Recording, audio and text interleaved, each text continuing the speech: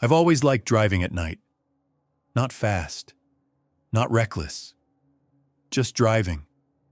There was something about the hours after midnight that made the world feel simpler, stripped down to what mattered. Empty roads calmed me down.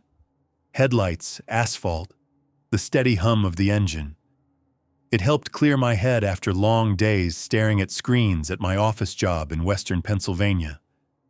The kind of job where time blurs together and the only proof a day passed is how tired your eyes feel.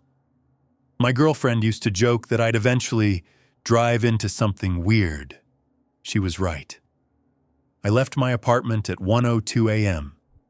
I remember the exact time because I glanced at the clock on my dashboard as the garage door closed behind me. No destination, just restlessness.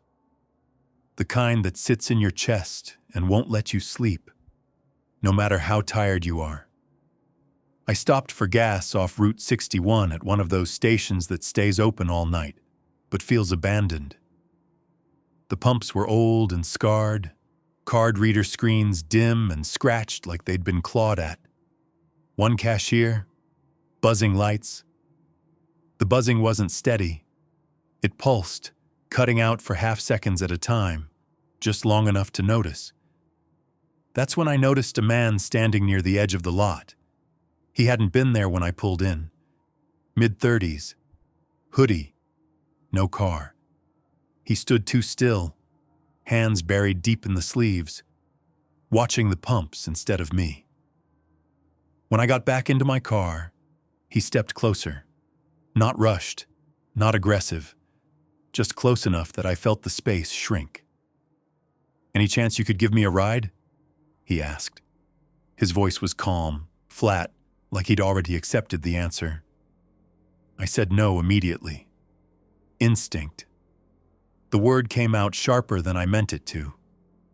He didn't argue, didn't even change his expression.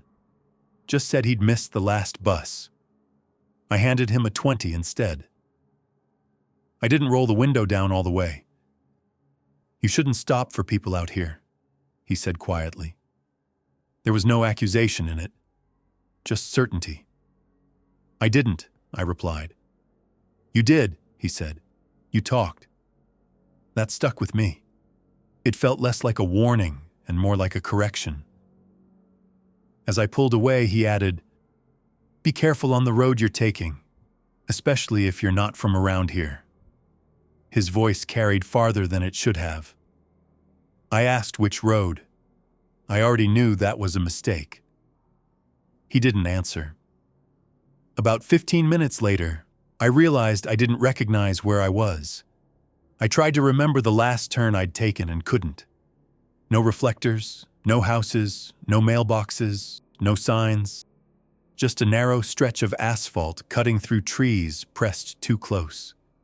Their branches leaned inward like they were listening. My GPS flickered and died. The screen went black without even trying to recalculate. The car felt wrong, heavy, slower than it should have been, like I was dragging something behind me I couldn't see. Then I saw movement beside the road. Not a blur, not something darting away, not animals, too tall.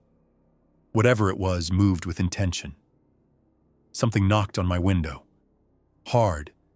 The sound was solid, deliberate, like knuckles instead of claws. I didn't look. Another knock. Then one on the passenger side. They weren't in rhythm, like more than one thing.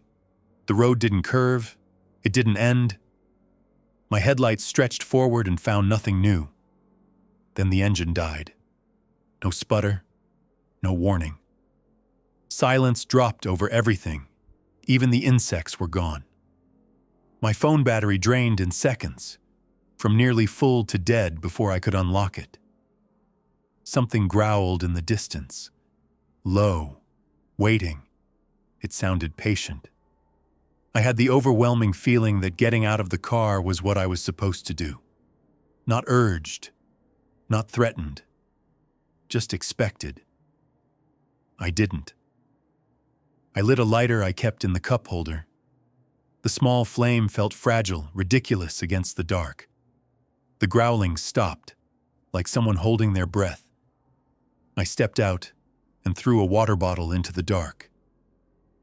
My legs shook the second my feet touched the pavement. It never hit the ground. Something ripped it apart mid-air. Plastic shredded with a wet, tearing sound. I slammed myself back inside. The door barely felt real under my hands. The lighter went out. The growling returned. Closer. Something hit the car. The impact rocked it sideways. Metal screamed. Paint peeled. Then the engine started, like nothing had happened. I didn't hesitate. I floored it.